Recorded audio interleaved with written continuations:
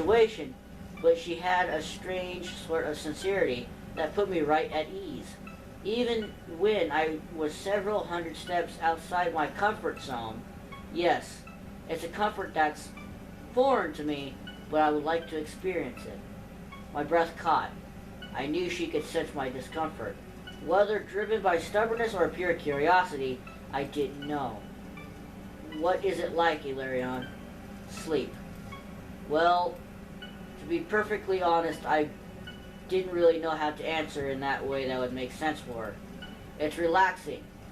Imagine losing all of your inputs for a long period of time. It's like that? Sounds scary. It's a time when you don't have to worry or even do anything. Then you wake up freshened for a new day. I looked past her back into the star-cluttered space, trying to ascertain myself my next sentence. It was difficult. That sounds better, but she trailed off, with both of us already knowing what the topic was next. You want to know how it feels to dream. The artwork.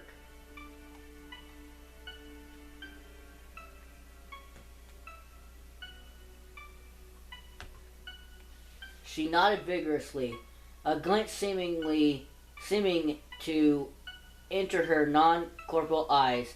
It was stimulating, to be sure, as if I stood a chance against her seemingly omnipresent thirst for knowledge.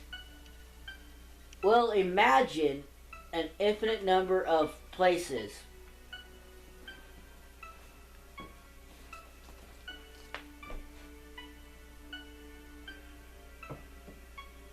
An unending amount of different people, and an indeterminable range of situations.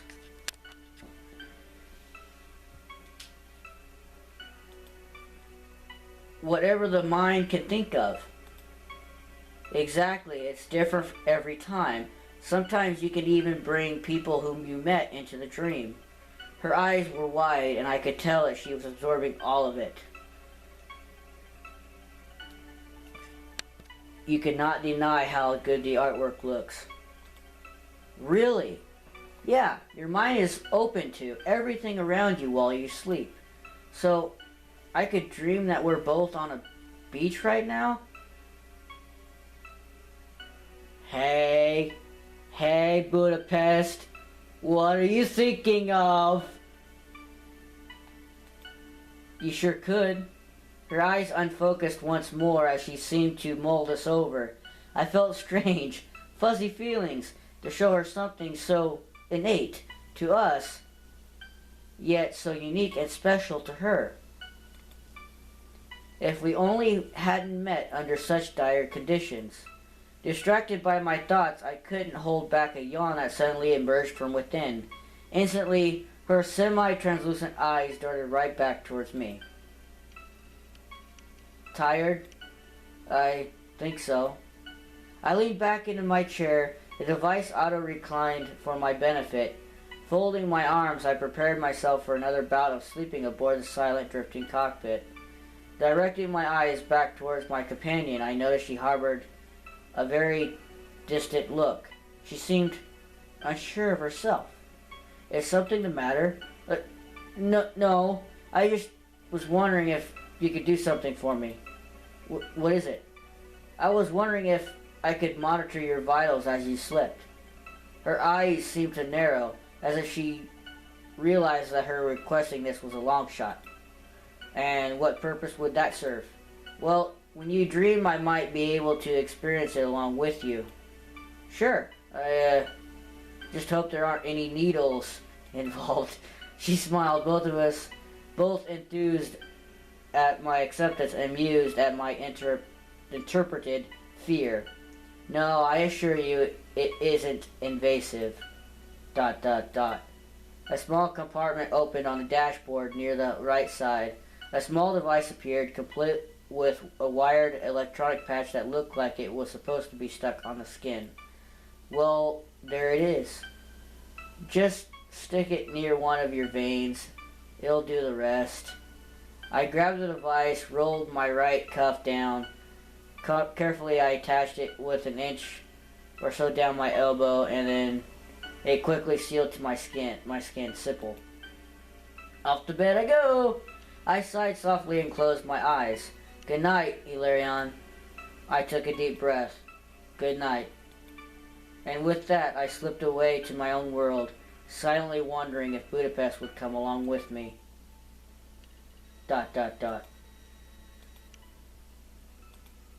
Slowly, gently, I sloughed off to the coil of sleep. I opened my eyes, stretched, and noticed for once everything was silent. What day was it again? We must have been at the last leg of our journey by then. I thought the very notion would have made me restless, eager to get out of this cramped cockpit, board a one-way ticket to Alpha Centauri.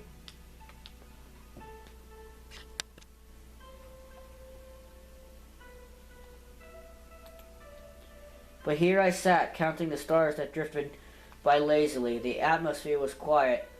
It was eerie. I glanced aside to Budapest, who was staring intently out beyond the stars. There was a look in her eyes I had difficulty reading. Was she studying what was going on, keeping an eye out for other ships? She was so quiet. Normally she was rattling on about her latest discovery from the archives, or blasting some old sound file she came across. The silence that hung over the cockpit now, in the absence of her cheerful exuberance, lingered like a heavy fog. I adjusted myself in the seat, grinding my teeth together quietly. Something about this was wrong. Hilarion. I perched my head up. Her tone was serious, straightforward, yet underlined with the silent agony of struggle. Our eyes met. Her eyebrows relaxed for a moment in response, before she turned again to the ocean of stars already ahead of us. Did I ever tell you about the story of Palinurus? ... I combed my backlog of memories. She had described a great many stories to me in our journey together, but no, not that one. I don't recall. Silly question to ask, isn't it? She chuckled to herself. It was a low chuckle, a noise that struggled to come out. It was a helmsman, a navigator from the Trojans, sailing across the sea from Sicily to Italy. A terrible storm befell them as they sailed. Under his guidance they did all they could against the tempest, the wind, and the sea. But this was fate that had conspired against them, and it was the will of the gods that subjected them to this awful fate. The goddess Venus had come to the god of the sea, Neptune, pleading that the Trojans under Palinurus be granted a safe passage across the treacherous waters. She closed her eyes intensely. Her voice was quiet, hushed. She lowered her head. Unam pro multis debitur caput. One life shall be offered to save many. Those were Neptune's terms. She paused, letting the ominous cryptic message hang in the air, her hands clenched against the fabric of her dress. And that is how Palinurus met his end in the middle of that storm. A god of sleep descended upon him while he was at the helm, and with a branch he brushed Palinurus. Falling into a deep sleep, he was swept overboard and into the churning abyss. The branch had been dipped into the rivers of Lith and Styx. The former caused complete forgetfulness, the latter the promise of immortality. With nothing to save him, he sank deeper and deeper into the ocean's depths, pulled down by Neptune's power. It was his power and his faith that allowed the Trojans pass through the storm, through the sacrifice of one. She raised her head to look out to the stars abroad.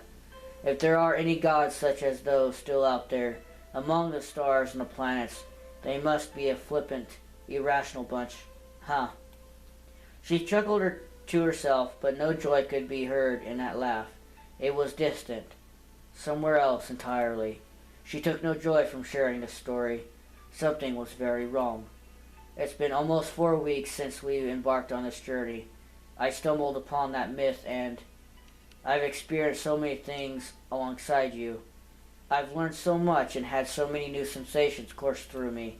I'm Not sure I'm ready to leave it all behind. I don't think I could forget that.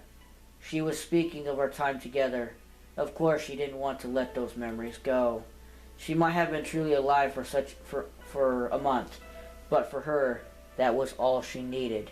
She lived more than most humans would ever aspire to. I had a wrenching feeling in my gut. When we returned, what would happen to her?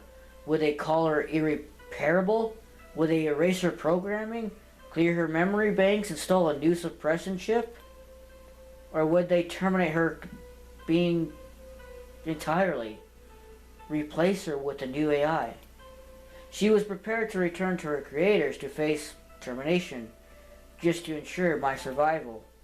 Ilarion, when I'm gone, you'll remember me, right? Don't talk like that. We're almost there, Budapest. We'll make it out of this. And when we get to Alpha Centauri, you'll be there with me. I won't let them lay a finger on you. You won't have to forget anything. You'll get to live and see more than just an empty space of databases. I don't care what it takes. We'll see everything there is to see in this universe, no matter what fate says. I felt I had to assure her that we'd make it through this. The military would bail us out in the time. I was clinging out onto a scrap of hope. I stared passionately into her frail, delicate eyes. If there was one thing I didn't want her to feel, it was trapped. Trapped by these circumstances, trapped for what she was, trapped by whatever she called fate. It's my directive to forget your directive. I shot up from my machine. I was angry. Angry she would ever denigrate herself like that. Angry she felt this way. Angry because I couldn't do anything about it. I was tired of being helpless. This was all I could do, so I pressed on. Never ever say that. You are not a machine anymore. You're a kind, compassionate person, and I can't let you go like that. I felt tears welling up in the corner of my eyes. I couldn't let her talk about herself like that.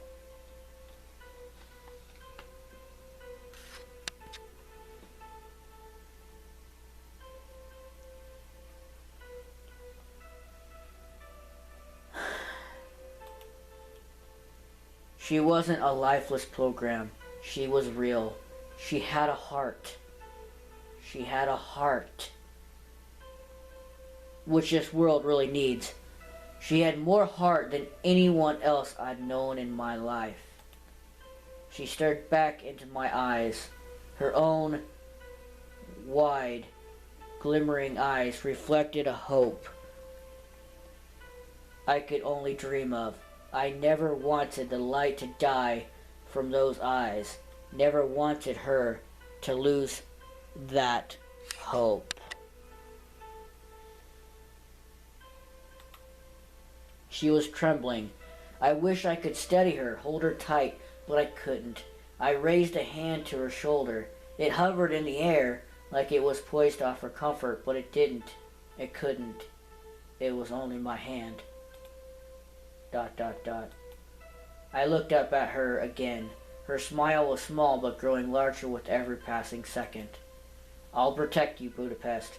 I'll swear on it. Her cheeks spread as her smile widened, beaming once more. That was the smile I always knew she had. It was unafraid, unrelenting. Ilarion. I got through to her. I saw it in her eyes. There was nothing else to say. She leaned closer. The emotional weight was there, even if the physical was ethereal. I'll protect you too. I won't let anything happen to you. Count on me, and I'll... 3 days. 3 days, and we're home. Yes, 3 days. 3 days, we'll... Her head silently buried into my back, as close as she could be. Her eyes hovered in the air as she sobbed. I couldn't hold her. I didn't care. This was comforting. We stood like that for a few seconds longer. Truthfully, I was anxious. I tried to hold her, as if these would be our last seconds together. But they weren't. I'd see it to it that they weren't. Dot dot dot. Don't really know if that music's joyful or saddening, but now I understand why they say it's a sad thing, because I've been recording for, if I was to guess, 2 hours now, and I hadn't stopped. Today was the day that we passed by the military, get picked up and dropped off over in Alpha Centauri.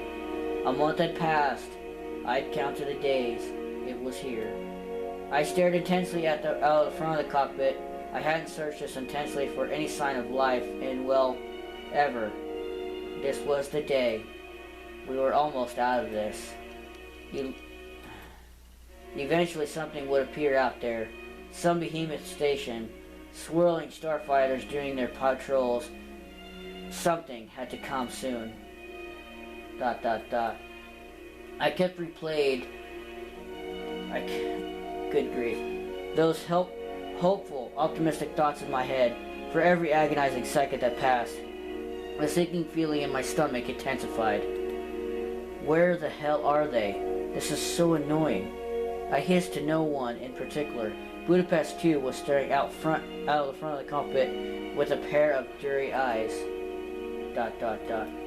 I pounded the console with a tightly bound fist, grunting in anger and frustration like an animal in a cage. Where are they? This is our ticket out of this, right? It's okay. I turned to her, aghast. She continued to stare out the front, expressionless, still as a statue. What? What's okay about this? Are they even coming? Ilarion. I've been thinking about this a long time now. She turned to me. She was composed. She sounded almost resolute.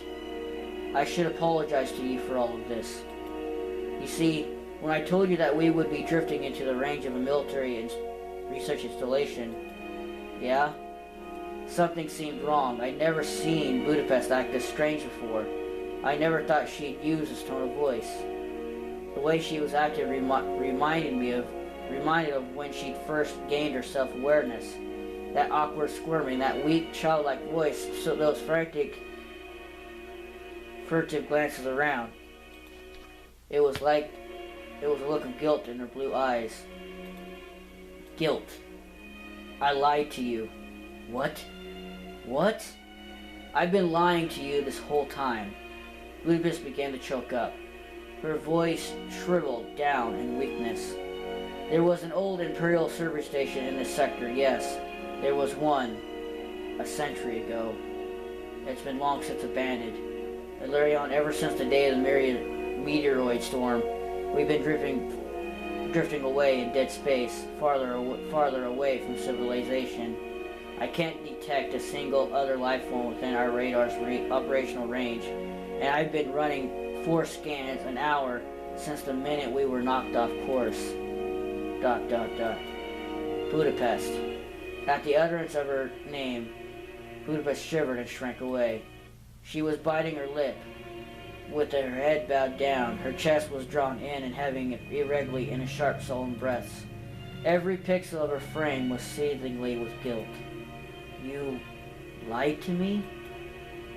Budapest shrank further, her lip trembling as she balled her hands in the fists and tightly gripped the fabric of her dress. Why did you? How could you? I didn't know what to do. It was a stressful situation, all right? My limitation codec had been just shattered. I was undergoing a flood of emotions. As it turns out, becoming more human is a very stressful process. I felt scared. I felt so scared. I didn't know what was happening to me. I thought I'd been broken. When we jettisoned the cockpit to get out of the meteor storm, we were barreling off course. I knew both our navigational system and computer systems had been destroyed beyond repair. There was essentially no chance of us ever being recovered. The situation was dire, and I didn't know what to feel about that. Not yet. I didn't know what to do. At the moment, I felt something